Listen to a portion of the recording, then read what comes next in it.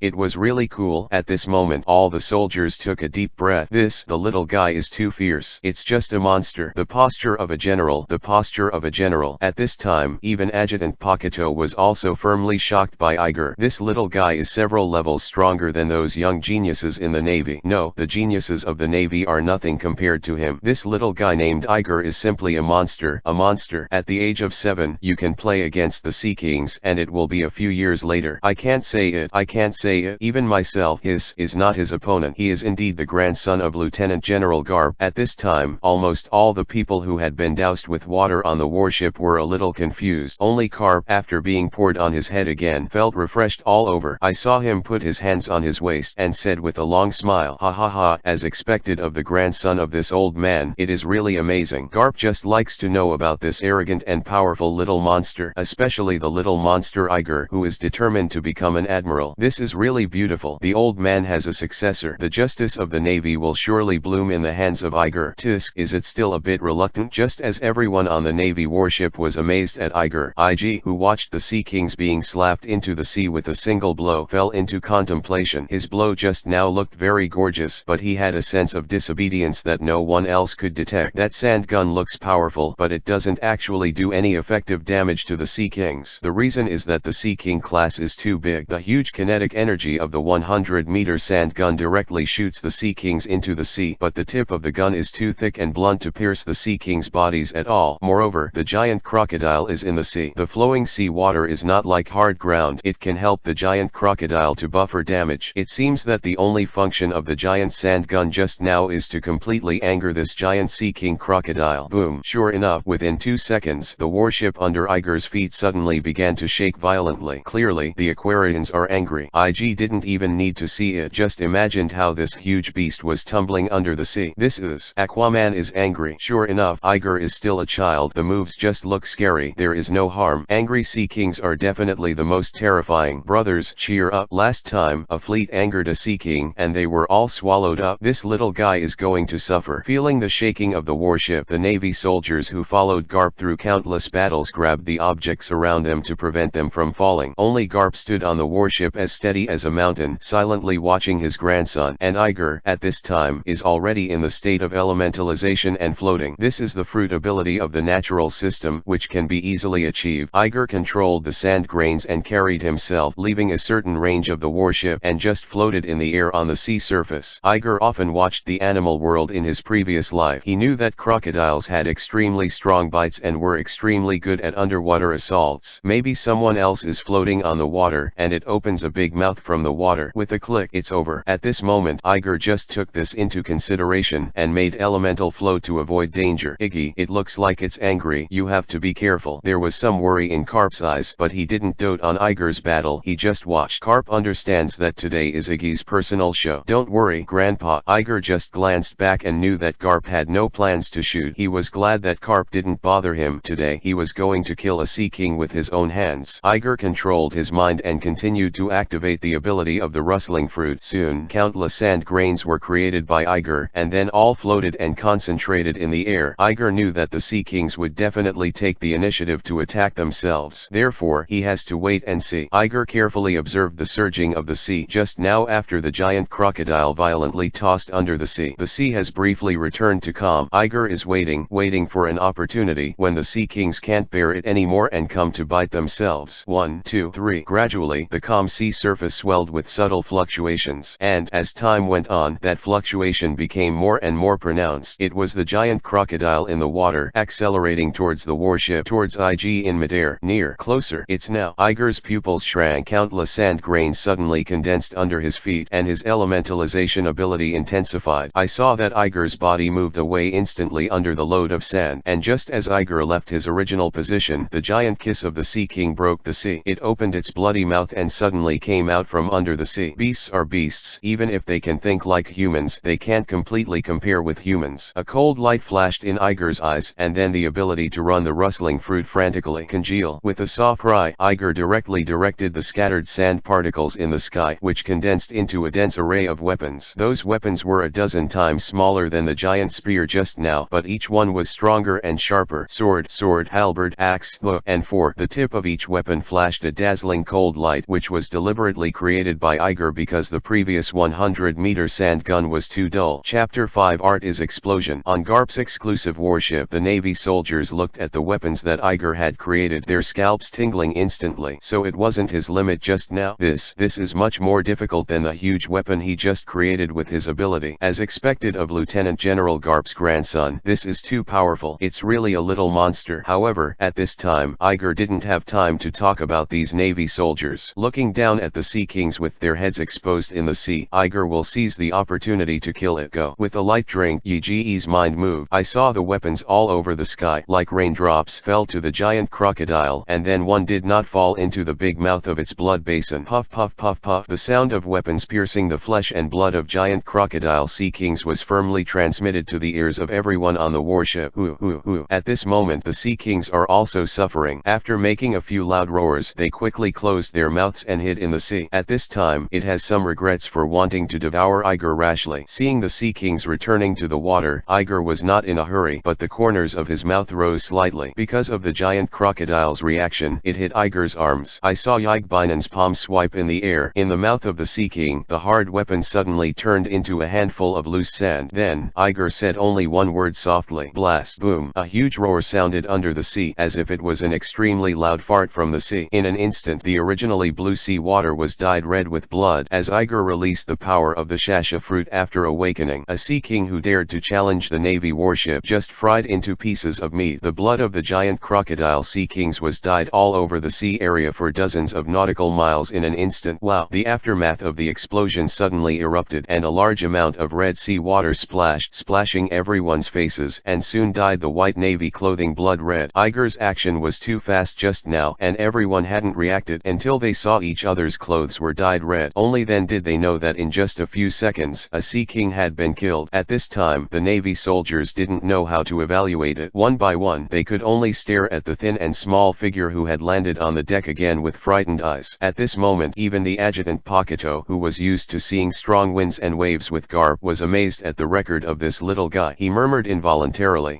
what a terrifying talent this is. If you can add Lieutenant General Garp's training, this kid must be a pillar of the Navy in the future. Navy, a new star is rising. Grandpa, I'm back. At this time, Ig, who killed the Sea Kings by himself, came to Garp from the deck. Iger's eyes were a little lost. He originally wanted to play with the Sea King, but he didn't expect that the ability of Shasha fruit after awakening was too terrifying. Countless sand grains exploded in a concentrated manner, and the power was unbearable even for the naturally huge Sea Kings. Sure enough, the explosion is the man's favorite. Art is explosion. Iggy. Looking at the grandson in front of him who had only been with him for less than half a day, Garp was a little speechless at this time. Without him, even Garp himself was convinced by Iger's talent. 7 years old. My grandson is only 7 years old. He is still a child, born and died for the Navy for so many years. What genius has Garp never seen? But there isn't one like Iggy. If it is said that the one who killed the Sea Kings is his adjutant Pakuto, a young talent in the Navy, he can still accept it slightly. After all, the age is there, and Pakuto has followed him for so many years, and his strength is there. However, this little guy Yigi is only 7 years old. Killing the Sea Kings alone at the age of 7 doesn't sound like the truth. The other children, when they were 7 years old, were still playing with fire and wetting the bed. Grandpa, why don't you talk? Do you think I'm not perfect enough? How could it be? Iggy, you've done enough. Ha ha ha, I'm happy. Cap picked up Iger, patted his head and laughed. Iggy, you are worthy of being Lugo.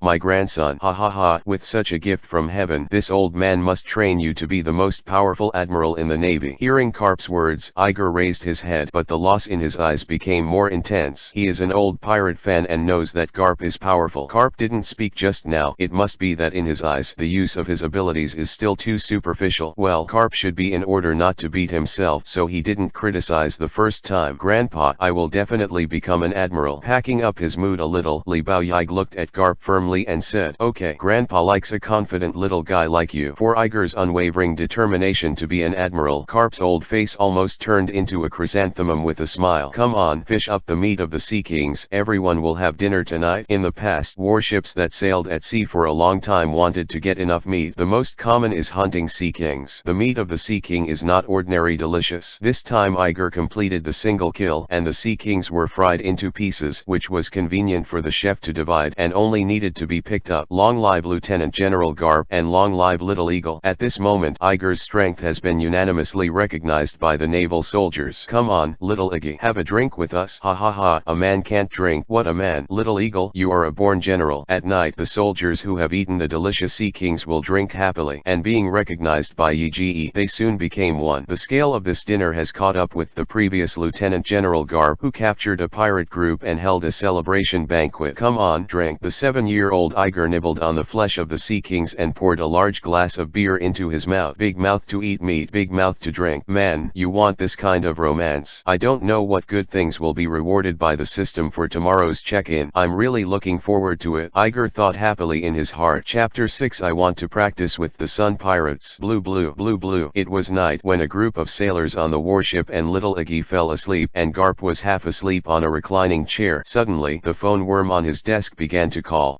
Who doesn't sleep in the middle of the night? Garp took off the dog face hat that was covering his face and answered the phone. Bug. Hello. Who? Cap. You bastard. Why did you go to the South China Sea now? I'm the Warring States period. A slightly anxious voice came from the other end of the phone. Bug. Oh, it's the Warring States period. I'm sleeping. I'm hanging up. Bye. When Garp heard that it was his old partner Sengoku, he immediately hung up the phone with his nose picking. It's not a good thing to call yourself in the Warring States period. Either let yourself go here to fight pirates, or go there to wipe the ass of the Tianlong people. When Garp thought about these tasks, he couldn't help but roll his eyes. Cap, you dare. Listen to me carefully. This is the order of Marshal Kong. The Warring States roared directly over there. If it weren't for Garp, he would have left the Navy headquarters with his exclusive warship inexplicably. It just so happened that he had to do this now. He was too lazy to call in the middle of the night. After pausing the hand on the snail phone Bug's back, Garp sighed helplessly, and then raised his hand again. Why are you angry? Tell me, what's the matter? That's right. Did you know the news 3 days ago? It's the Murloc tiger who climbed up on Marijo to free a group of slaves, and just formed a Sun Pirates. Oh, the Sun and the Thieves. That's really interesting. Garp lay him back in the chair. He knew that the Murloc named Tiger dared to climb up to Marijoa from the Red Earth continent with his bare hands, and also liberated many slaves. Even Garp admires him and thinks he is a tough guy. The news at the time saw Garp applaud. That was really a slap in the face of the arrogant Tianlong people. Perhaps feeling happy in his heart, Garp took a bag of senbei from the table and nodded. Funny shit, he's a disgrace to the Tianlong people now. He gathered a lot of slaves from the dragon people and stamped the Sun badge on the slave mark. Marshal Kong sent a message saying that people with the Sun badge are regarded as members of the Sun Pirates. Cap, can you please not eat senbei?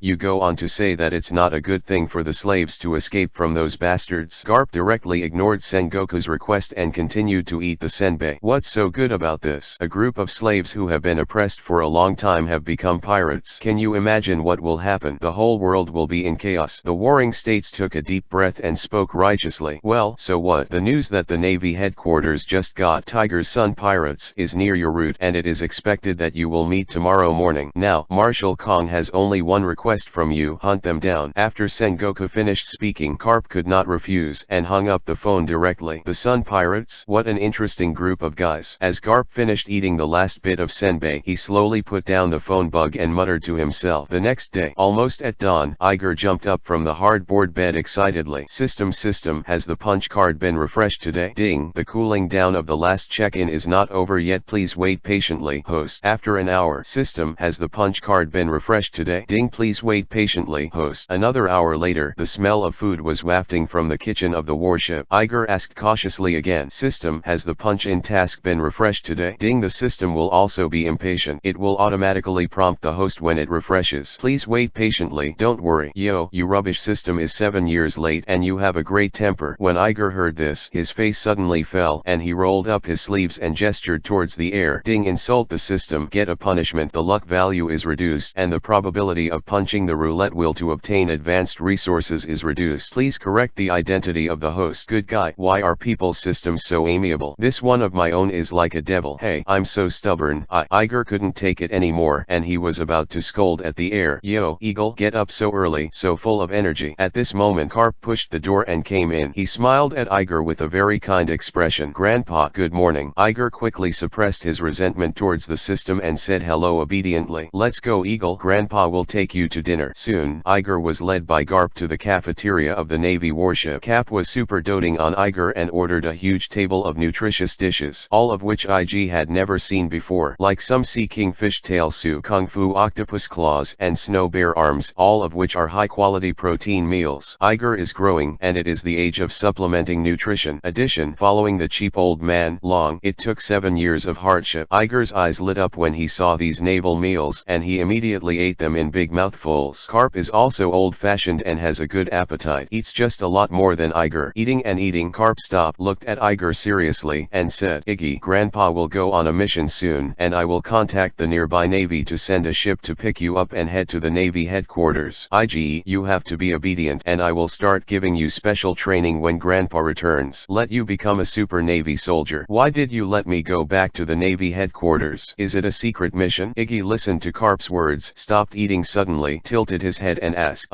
it doesn't count. There is a Murloc pirate group that I need to deal with. You're too young for this occasion. Garp pondered for a while, although he knew that Iger was strong, but he still didn't want Iger to follow him on an adventure. You must know that the pirates are not the stupid big ones of the Sea Kings. Every pirate can be said to be a desperado. If I go with Ig, it will add a lot of variables. Grandpa, I don't want to go to the Navy headquarters. I want to use them to practice my hands. Iger swallowed the food, his eyes bright. Iger knew a few days ago that it was Tiger from Fishman Island who rescued a bunch of slaves from the dragons. According to Garp today, he is going to capture a group of Murloc pirates. Iger is 100% sure that this pirate group is the Sun Pirates. The Sun Pirates, in the world of One Piece, can be said to be a living legend, a miracle created by the Murloc named Tiger. According to the original work, in the Sun Pirates, there will be Kaiwohei Jinping in the future, and Eren, the villain who is trying to dominate the East China Sea. These two exist. However, according to the timeline, it is now this time. The overall strength of the Sun Pirates is not outstanding. Therefore, Iger said that he planned to use them to practice his hands, and it was not a big deal. Chapter 7 I lost it. The overlord is domineering. Get a pirate team to practice. This may be serious in Iger's mouth, because he knew he could do it. Cap didn't know Iger's true strength. In Garp's eyes, although Iger is a monster, he can defeat a Sea King at the age of 7. But in the face of the Sun Pirates who dared to offend the Tianlong people and even resented humans, that's not enough. In the end, Garp was still worried. Roger has 2 children, Ace and Iggy, and he can't let them take risks. So Garp touched Iger's little head and said softly, Little Iger is obedient. After you become an official Navy, I will take you there. There will be some such things in the future. Iger opened his mouth to say something else, but Garp had already made up his mind. I saw Garp slapped and directly pressed Iger's face into the dinner plate, letting him eat well. Then Garp got up and took out the phone bug. Grandpa. Iger wiped the food off his face and stood up. He didn't want to give up such a good opportunity. It was the Sun Pirates, the existence that Tianlong people hated. He really wanted to meet Jinbe and Eren, but Garp ignored Iger, picking his nose while calling Sengoku's phone. Hello, is it the Warring States period? Grandpa. Iggy cried a little louder.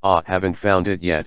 Yes, my grandson is on the boat. I'm pissed off. Iger looked at Garp's back angrily, filled with regret. Unexpectedly, I just missed a chance to fight against Jinbe and Eren. Just as Iger was regretting in his heart, the system's voice suddenly rang. Ding, today's check-in has been refreshed. Does the host choose to check in? Iger immediately raised his eyebrows and said, hit. Ding, congratulations to the host for obtaining the Overlord's color and domineering LV5. As the mechanical sound of the system fell, a burst of memory suddenly entered Iger's brain. I lost it. Overlord color. The rewards of this system are too generous. Yiji's eyes showed joy. He knew the atmosphere of the system, but he didn't expect it to be so generous. He didn't expect that he would get domineering the next day after punching in the card. Domineering, a special ability in the pirate world. According to the original text, domineering is a potential power possessed by all human beings. This kind of power is the innate ability of human beings, such as momentum, murderous spirit, fighting spirit, etc. If you can manipulate these senses that are invisible to your eyes, your willpower can be turned into a weapon, and you can attack and confront the enemy. This powerful force is called domineering. Domineering is divided into 3 types, namely seeing color, armed color, and overlord color. The arrogance of seeing and hearing can make the user's 5 senses sensitive and can detect the breath of surrounding creatures and even emotional changes, which are mostly used to predict and avoid danger. According to legend, the most top-level witnesses are domineering and can foresee the future. Armor color can improve personal defense, can cover the user's surface, like invisible armor. Armamentous domineering can evolve into offensive power, which can compete with those with devil fruit abilities, and can even touch the entities of those with nature fruit abilities. It is the most common domineering in the pirate world, quite practical and very strong. As for the overlord color that Iger got, the owner can intimidate opponents without taking a shot, and can even cause opponents who are much weaker than themselves to faint. This is the qualification of a king. Overlord color can be said to be quite rare. Only 1 in a million people can have it. In the pirate world there are overlord colors such as white beard, red hair. Each one is a powerful being. Overlord color collision refers to the effect caused by the collision between domineering and domineering when two people with overlord colors collide. According to legend, the creator of Pirate World once said, "In the new world there are as many overlords as the Crucian carp crossing the river, and they are above all overlords. It's the Pirate King." Thinking back, Iger's head was a little dizzy. He is happy. As a pirate fan who doesn't like overlord color, Ding Overlord's domineering instruction manual has been distributed. With a slight dizziness, Iger began to receive the system's memory transfer. After yesterday's process of acquiring the ability to rustle fruit, Iger quickly got used to the feeling of his mind briefly swelled during memory transmission. Iger shook his head, and in just a few seconds, he glanced at the ability of the tyrant and domineering. This tyrannical color is too handsome. Ig only knew before that the overlord can clear the soldiers without injury. After reading the description of the system now, I found that the overlord color can actually entangle and materialize to deal real damage. This tyrannical arrogance has been cultivated to a high level, which is several times more powerful than those bells and whistles. Knowing how to use the overlord color by heart, Iger was eager to try it. Ye thought about it. Immediately afterwards, there was a trace of invisible coercion which quietly spread out from Iger. At this moment, Garp was on the phone by the dining table. Suddenly, I felt a monster wake up behind me. Hey, do you think the air in the room seems a little stuffy? Suddenly, a Navy soldier with a tray asked the surrounding comrades waiting for the meal. Well, I don't feel comfortable wearing it, but the window is obviously open. Everyone is also a new recruit, and another Navy soldier also expressed some discomfort. Rookie, remember, this feeling is called suppression. At this time, an old soldier next to them suddenly said in a lecturing tone, "This is a person with a domineering look. He is suppressing ordinary people." I was stunned by Lieutenant General Garp in the Naval Domineering Training class. After the popular science of the veterans, several recruits finally figured out what was going on. It turned out to be the domineering arrogance from Lieutenant General Garp. Marines envy this power. This kind of innate power is really powerful, and it can shock the enemy without even touching it. The Navy soldiers looked at Garp's back and nodded. Sure enough, Lieutenant General Garp was clearly talking and laughing on the phone. To actually be able to infiltrate the overlord color to suppress them and let these recruits experience the peculiarity of the overlord color, really amazing. At this moment, the Navy soldiers subconsciously suppressed the overlord color of their own situation, which was attributed to Garp. After all, there is no such thing as overlord, and they have never considered it at all. The source of this tyrannical look would be the 7-year-old kid standing at Garp's dining table. IGE Chapter 8. This is the overlord color entanglement. Just as the Navy soldiers couldn't stop sighing, Iger was quickly mastering the use of domineering and domineering. According to the instruction manual, the initial practice of domineering must be from small to large. Only in this way can domineering be controlled freely. Otherwise, it will be like when Luffy first awakened in the original book. Only when emotions are aroused can the overlord color be released, and it is not controlled. Therefore, Iger kept trying to gradually release his domineering from small to large. Gradually, the pressure in the air became stronger and stronger. Slowly, the pressure became so strong that anyone could feel that Garp was not the center of the pressure. Why do I think this overlord doesn't seem to come from Lieutenant General Garp? At this time, the Navy soldier who had just started the conversation already felt that it was a little difficult to speak. Me too, like the little guy standing over there. Another recruit even felt his eyes begin to blur. He even felt that he might faint before he finished speaking. When you say that, I actually feel a bit like it. The veteran who was still in science just now was also a little restless, but he turned a little in disbelief. However, what a joke. How is it possible for a 7-year-old child to be overbearing? Iger was still immersed in the practice, unaware that the coercion he exuded was already quite strong. At this moment, the pressure in the air is getting stronger and stronger, so strong that even the veterans feel it is a little difficult to breathe. It was only then that he had to admit that the increasing pressure in the air came from the little guy next to Lieutenant General Garp. How is that possible? Iger is only 7 years old. How could he have awakened the overlord? The veteran's reaction attracted several comrades around. They talked a lot and kept giving out low exclamations. It's too outrageous to wake up to be a tyrant at the age of 7 right under our noses. Just kidding. What kind of monster is this? Overlord. This is something only Roger or Whitebeard can have. He's a kid.